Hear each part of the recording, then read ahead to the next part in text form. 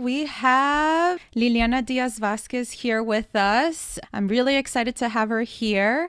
So welcome. Thank you. Thank you so much for inviting me to talk on your podcast. I'm excited. Yes, thank you. Yes, we go way back. We met in high school through an orchestra, and I've seen you flourish and grow within your profession and also your business, but now as a mom. So, Thank you. congratulations. Thank you. And Um, congrats to you too. Gracias, Because I know our gracias. little ones are like close in age. They are, yeah, our little pandemic babies. Yeah, so Liliana, if you can tell me a little bit more about yourself and what is it that you do?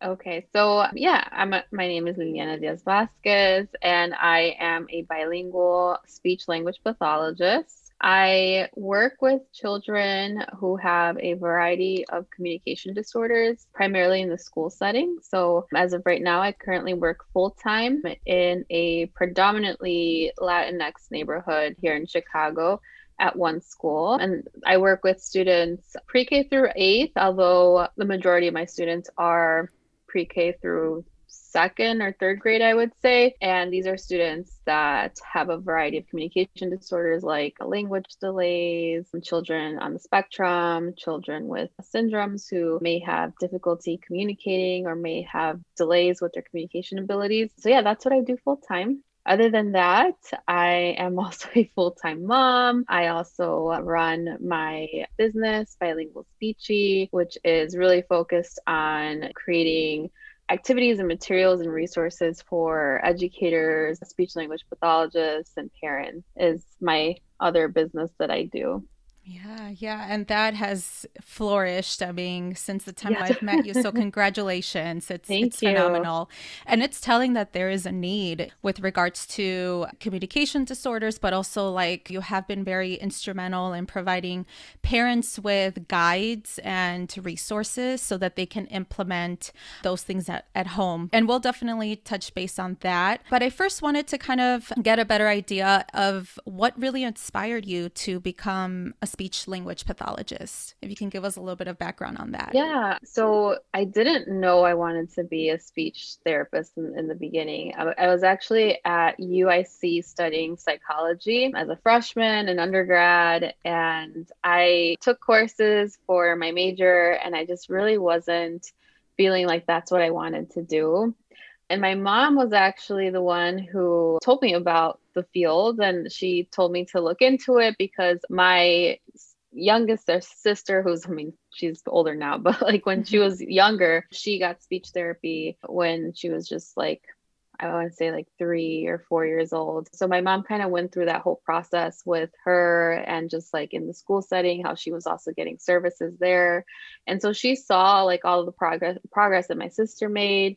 And she just thought it was like a wonderful career that she would tell me all the time. You get to work with children, you get to play with them. It looks so fun and rewarding. You should look into it. So I did. I did my research, and unfortunately, at the time, there wasn't that much information out there on speech language pathology. So I really had to do my own digging. And part of it kind of required me interviewing my younger sister's former speech language pathologist. So I had actually had to go to like her elementary school and see if I could talk to that person just to see like where she went to school, what Mhm. did she study, like how did she get there. And yeah, and I ended up doing that. And then I ended up applying to St. Xavier University. Mhm. So I transferred from UIC to SXU, and I ended up finishing my undergrad there, and then I did my graduate school there too. And yeah, that's how I ended up being an SLP. But I just think that like it was like a lot of work to kind of Mhm. get to where I was or where I am now. But I'm really happy, and I'm really thankful that my mom kind of put encouraged me or just kind of pushed me to look into this career.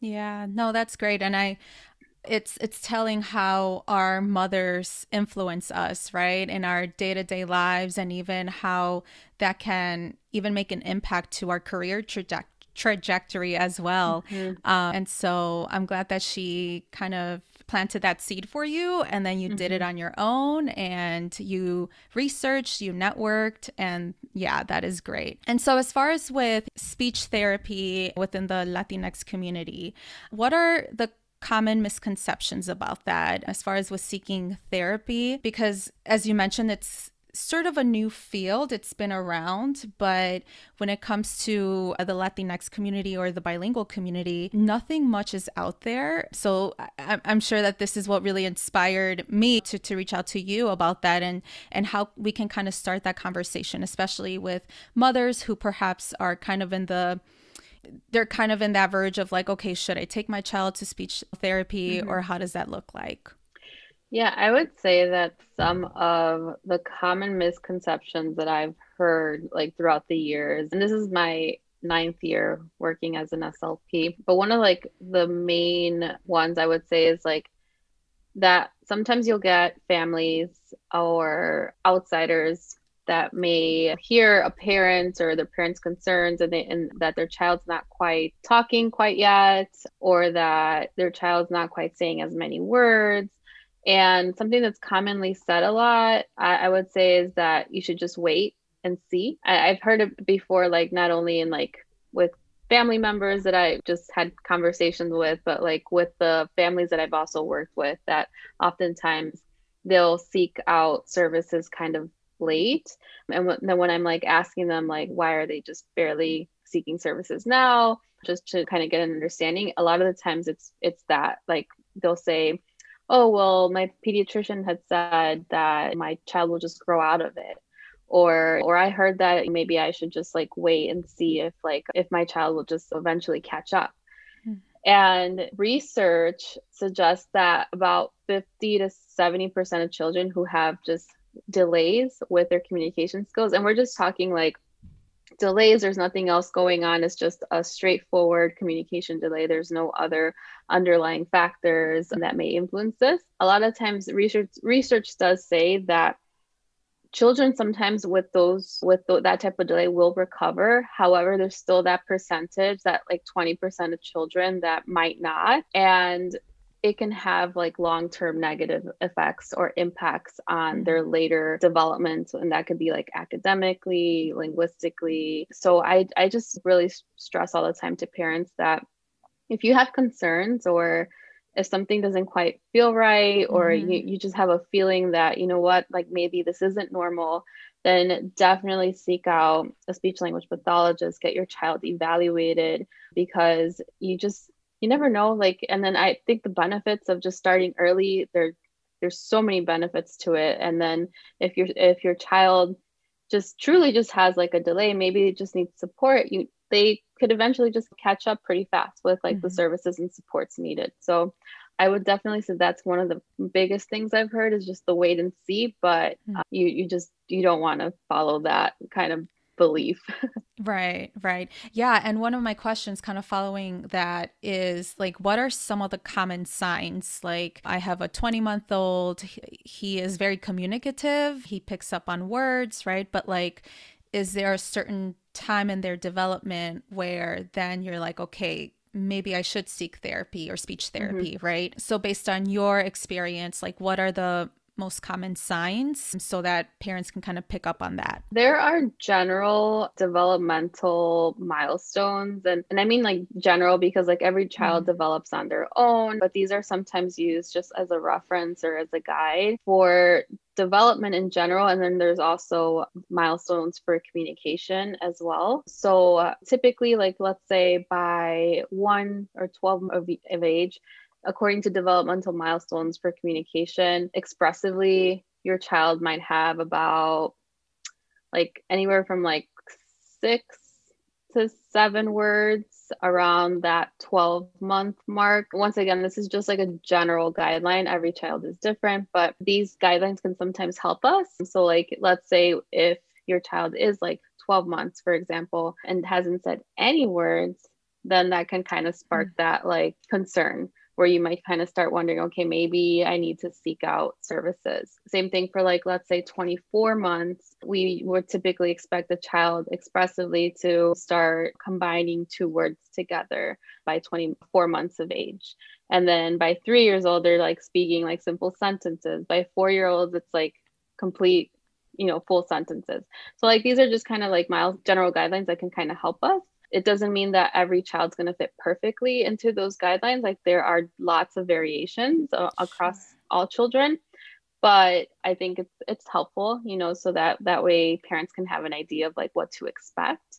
Um, and then of course you can always ask for these kinds of like milestone charts and information at your pediatrician's office. Actually, like for example, today I took my son to the pediatrician, and I think part of the routine is they always hand us these like milestone infographics that they like kind of always share. So that's really helpful. So maybe you can always ask like your pediatrician for information on that. But typically those are kind of like signs. So like if your child is, let's say, 20 months and is not yet saying any word, then that can definitely be kind of like a red flag and something to like look into.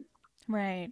Okay. Yeah. Thank you for sharing that. I think it's important to understand childhood development, and really kind of assess where your child is at. Mhm. So, yeah. So, thank you for sharing. Now, when it comes to raising bilingual children, right? And as far as with their language acquisition and their development, is there a preference as far as with what language they should be at this kind of stage based off of their age? Because I know that oftentimes parents they worry if their child knows more Spanish than English when English may be taught more later on in their life, right? And Mhm. so is there kind of misconceptions even within that, right? That, oh, my child should know more English by this age than Mhm. Spanish or vice versa. I think that, I mean, it totally just depends on like the child and the bilingual dynamic that's at home, Mm-hmm. because you'll have families that maybe are focusing on one language at home and maybe that child only knows, let's say, for example, Spanish. It's not like a set in stone like thing where I can say, oh yeah, by this age he should know more English or more Spanish, because Mm-hmm. every family is so different, and also too like different on what their goals are when they are raising their child, and the exposure is also different too. So it's kind of hard to answer that because Mm-hmm. like I said, that doesn't really exist where you can say by this age the child should know this much English, Yeah. because it just depends like on your environment where you live and what kind of exposure you're providing and how many times like the child's hearing the other language versus English, and it's totally different for every Yeah. family.